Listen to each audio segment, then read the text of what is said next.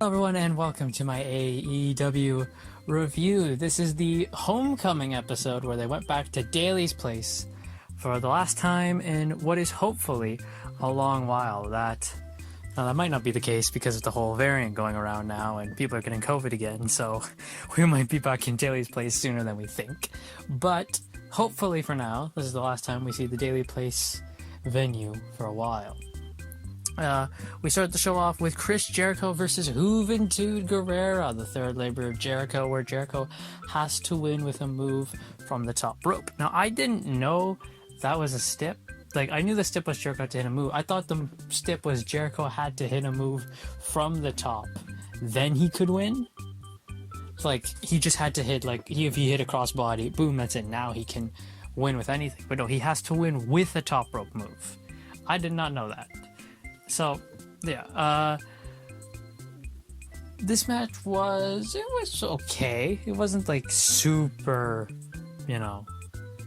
like, probably not as good as any of their other matches, which, according to Excalibur, these guys have fought 22 damn times, which is insane. Jericho teared at Juventud's mask, which got the crowd booing. I don't know why he would do that if he's supposed to be the babyface. Juventud went for a Hurricane Rana off the top, but Jericho caught him with the walls of Jericho. Jericho hit a Judas effect, but he couldn't pin him because of the rule. So he instead went up to the top and hit a diving Judas effect for the win. Now, Jericho's hit diving elbows before, but this one actually looked like a Judas effect. So, I thought that was good, that he made a difference. He was attacked by Wardlow after the match. Wardlow then hit an F10 on Juventud for failing to get the job done. And it is announced that next week, Jericho's fourth labor of Jericho is Wardlow. I knew Wardlow was coming sooner or later. I guess it was because we've been spoiled so much with the last two labors. We were kind of expecting something more for labor number 4. But Wardlow does make sense. I knew Jericho's going to have to face Wardlow eventually. But again, it's because of the hype after having Nick Gage and then Juventud Guerrera. Wardlow just kind of seems a bit of a downgrade. Not that I'm doubting Wardlow's abilities, because he's awesome. And his new finish, which he hit Jericho with, the knee, which is apparently called the Casualty of War, which is an awesome name. I love that name. That name fucking rules. Then we had the Lucha Bros backstage, where they said that Pac's travel was canceled, which is why he's not here this week. Andrade comes out and he asks, hey, where's my thank you for the limo I sent you last week? And the Lucha Bros again just pretty much deny him, saying, we're not going to work for you. Then we had Hangman Page and the Dark Order. The Dark Order was interviewed by Tony Schiavone, who said, you guys aren't getting a world title shot, a world tag team title shot. Hangman Page burst through, grabbed his beer, was about to leave. He then tells the Dark Order, he's like, I'm sorry, I got you involved in this. This is my problem with the Elite. It's none of your business. He then tells them that maybe they should, go their separate ways for now, and that he needs to do this alone. So Budge of the Dark Order is saying no, we'll stick together. But Uno goes, no, if this is what he wants, we're going to respect his wishes. Then we had Eddie Kingston, Jon Moxley, and Darby Allin face 2.0, who is Everrise, and Daniel Garcia. That was awesome. I when I found out 2.0 is Everrise earlier today, I was like, oh my god, Everrise? This match was just a nice little triple 3-man tag, just to, give you something, I guess. Not something big, just to give you something. Darby had a kick-ass new intro video, which is done in, like, the style of, like, an old Disney cartoon. That rules. You should check that out on YouTube. And then there was a great moment when one of the members of 2.0 saw Sting, and he just like, oh my god, you're the real Sting! And then Darby just kills him with a freaking suicide dive. It's great. But obviously Eddie, John, and Darby win. The Elite are backstage, and they're throwing hoops in a basketball hoop. And, the Bucks ask, who's next?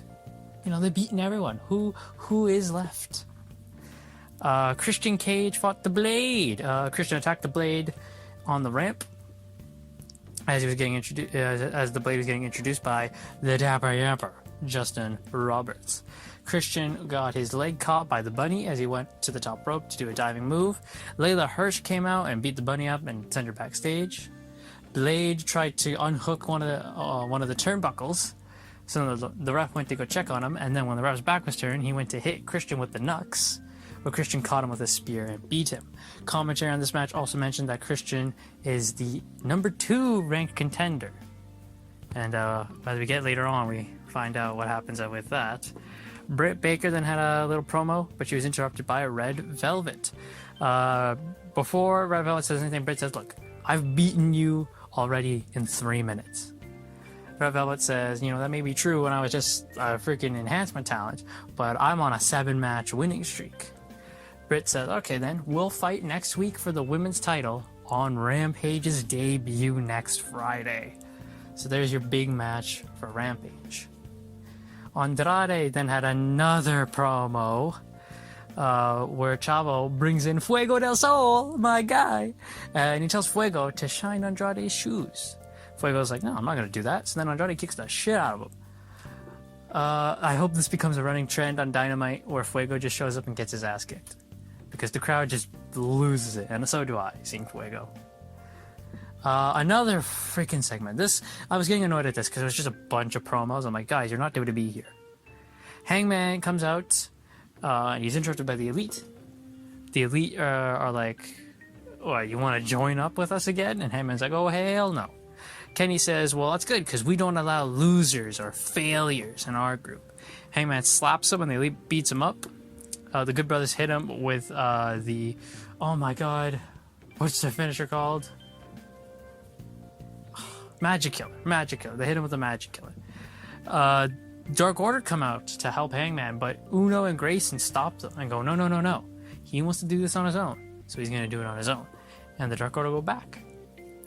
Then the Bucks hit Hangman with a couple of VTE triggers. Frankie Kazarian, the Elite Hunter, comes out and he gets beaten down. Kenny then hits Hangman with the title, and that's it. So, I don't know. Are we still with the BTE triggers and the belt shot? I'm assuming Hangman's going to go away for a bit. I don't think they're going to have the match at All Out, obviously, because of all the rumors with Punk and Bryan and all that. And now with the rumors that Adam Cole might be coming over now. Yeah, I think Hangman's shot's going to wait till probably Full Gear now.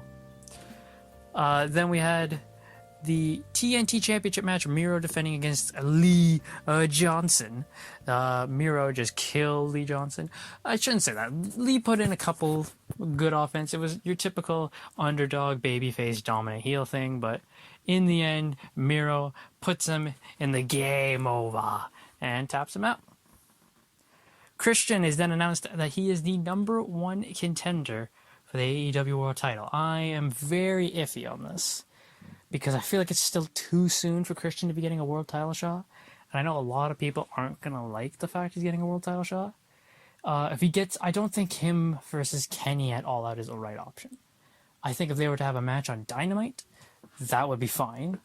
But for the pay-per-view, I'm not too sure about that. The Bunny versus Layla Hirsch. The winner of this match will face Camille for the NWA Women's World title at the NWA Empower event.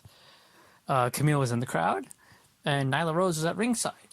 And she got into a bit of altercation because Layla Hirsch was escorted out to the ring by the Best Friends. And Chris Statlander and Nyla Rose had a bit of an altercation. Layla Hirsch hit a stiff knee on Bunny there. I just had to point that out. That knee was real stiff. And then she won with an armbar. And then Camille came out of the crowd to, do the normal pose with the belt in front of her. And Camille just towers over Layla Hirsch, man. Oh my god. Jeez, dude. She's so damn tall. But Layla Hirsch is also pretty small, so. Then we had the main event. Malachi Black versus Cody Rhodes. Malachi Black came out. He had a cool looking skull mask. Couldn't quite get his entrance music heard properly. Cody came out and he got booed. You damn right.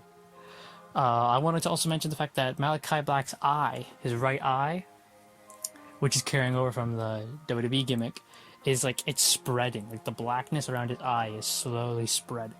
Just wanted to point that out. Like that's cool a detail. Match was real quick, and it was very one-sided as Malachi Black worked over Cody's left leg, I believe. Very one-sided match in Malachi's favor. He kicked Cody off the turnbuckle, and Cody went flying into the timekeeper's table. Cody barely beats the 10 count, gets back in, eats a black mass, and Malachi Black pins him with 1 foot on his chest. And that's that. Thank God Cody lost. I don't know what the hell I would have done if he won. Because he damn sure shouldn't have. After the match, Cody then teased retirement. He had a little line there where he said, "We're not an alternative, we're competition." He then teased retirement.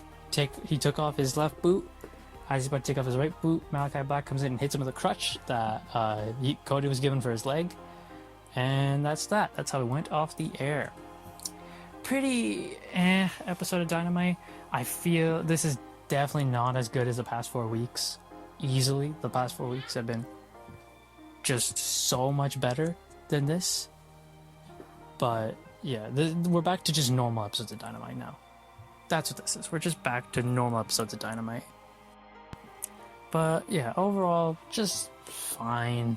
It was okay. Yeah, this wasn't, again, sound like a broken record. Not as good as the past 4 weeks, but the past 4 weeks were super shows. We're back to just normal episodes of Dynamite, and I pray to God we cut down on these damn promo segments. But we also announced the announce team for Rampage on this show. It is, as we already knew, Mark Henry, also Excalibur, Taz, and Chris Jericho. We're getting a 4-man booth, which I'm a bit iffy on because I think you don't need more than 3.